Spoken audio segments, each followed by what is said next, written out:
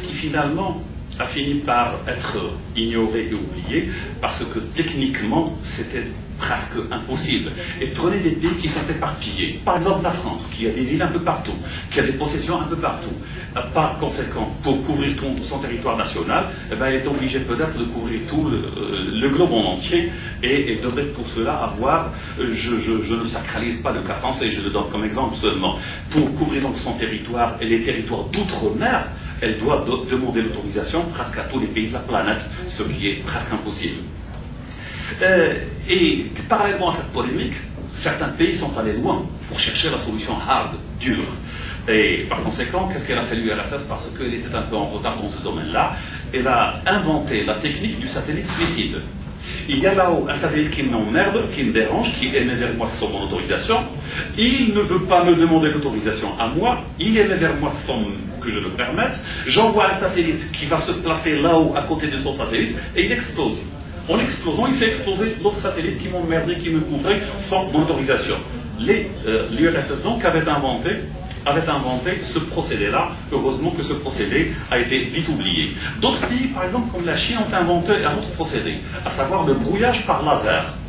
J'envoie un satellite là-haut, et pour emmerder le satellite qui m'emmerde, je le brouille, je l'aveugle par laser. Dernièrement d'ailleurs, la Chine avait essayé cela, et apparemment l'expérience lui a réussi. Qu'en est-il du Maroc? Juste deux mots, Monsieur le Président. En ce qui concerne le Maroc, la réception satellitaire a été concernée dans un premier temps par un décret-loi qui instaurait une taxe de 5 000, si mes souvenirs sont bons, ou 6 000 dirhams, pour l'acquisition et l'utilisation d'une antenne parabolique. C'était un décret-loi donc, qui imposait, et beaucoup de gens avaient payé d'ailleurs cette taxe, 6 000 dirhams, pour avoir une parabole sur son toit pour recevoir les télévisions satellitaires. Heureusement que ce décret-là a été par la suite annulé et laissé. Une autre proposition un peu fantaisiste. 3 partis politiques au Parlement marocain avaient déposé une proposition de loi au bureau du Parlement demandant à ce que le gouvernement prenne les mesures nécessaires pour empêcher techniquement les satellites qui diffusent vers nous des films indécents de les brouiller, ce qui est bête, parce que si je le brouille pour tout le monde. Ce n'est pas seulement pour moi que je vais le brouiller. C'est ce qui fait la fantaisie de ce projet-là. Je disais tout à l'heure donc que la charte arabe cherche à réinventer la roue. Pourquoi? Parce que les télévisions satellitaires, mon Dieu, c'est en fait la liberté de communication. Et heureusement que dans ce domaine-là, c'est plutôt cette liberté qui semble prévaloir. Et chiche, que cette liberté perdure parce que nous savons, quand la liberté de communication est mise sous tutelle administrative, nous savons ce que cela donne. Les print media, c'est-à-dire le livre. Dans beaucoup de pays, le livre et la presse écrite sont mis sous tutelle administrative. Vous ne pouvez pas lire n'importe quoi, il faut que le livre reçoive l'assentiment du censeur. Nous savons ce que la mise sous tutelle administrative du livre et de la presse écrite a donné comme résultat, et pourvu que cela ne s'applique pas aux télévisions satellitaires, mais heureusement que techniquement c'est pas possible. Merci Monsieur le Président. Merci beaucoup, Mr. Hidass. That was wonderful. Our next speaker.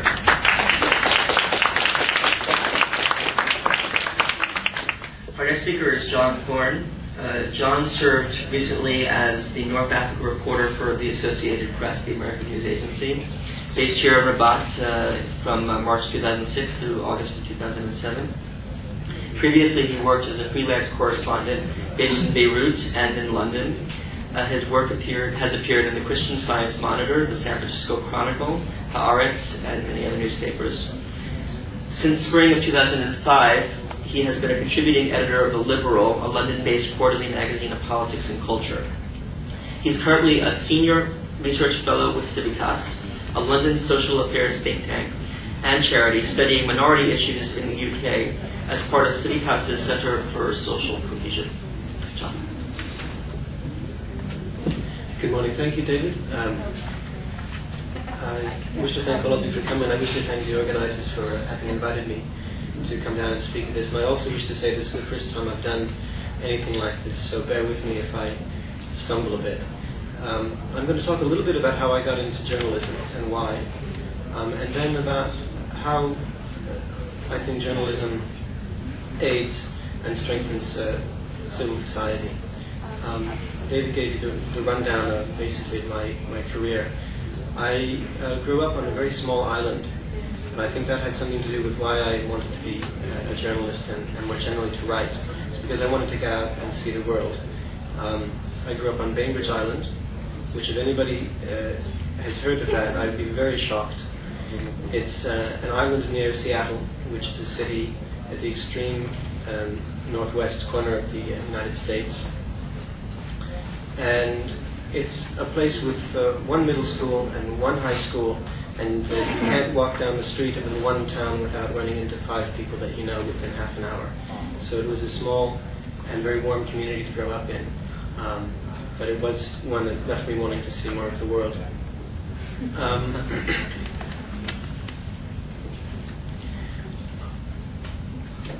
When I was at college, I attended college in my home state of Washington State. I made an effort to work during the summers, and even during term time, I tended to check books in and out of the library and to take them off the shelves and put them back on the shelves. And then other times I washed dishes at various eating establishments, and I saved up this money and I put it toward travel.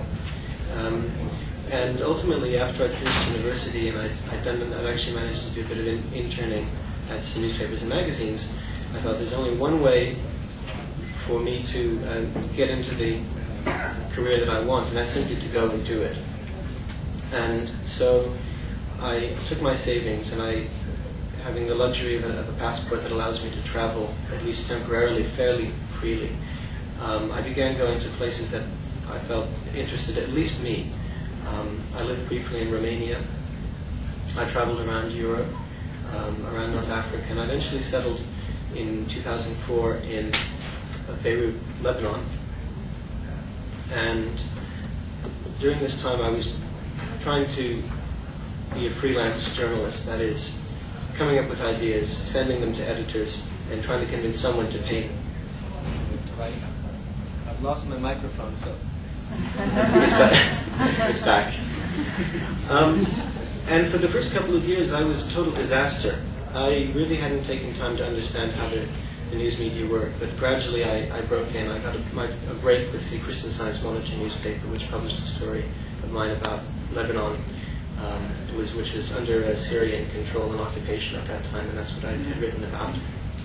Later on, I contributed to Haaretz, which is probably the leading newspaper in Israel, from Lebanon. I had the good fortune to be one of the only people in Lebanon who could legally write for an Israeli publication. And I eventually went back to graduate school, which was in London, at the University of London. And during this time I continued... I'm going to have to... There's a special button that makes this work. And during this time I continued to contribute gradually as a freelancer. I ended up covering the July 7, 2005 bombings in London's underground system for the Christian Science Monitor. And ultimately I got a job with the Associated Press. I approached them, I just hit them right at the moment when they were looking for somebody to come serve in North Africa. And they were happy with my qualifications, and I was very lucky to be hired. And I came here to Morocco and was here for about 18 months. And I've since moved on. As David said, I now work for a think tank and a research institute. I research minorities in the UK. And I'm also, as I see David said, I'm a contributing editor, and so I edit and write for a London magazine called The Liberal.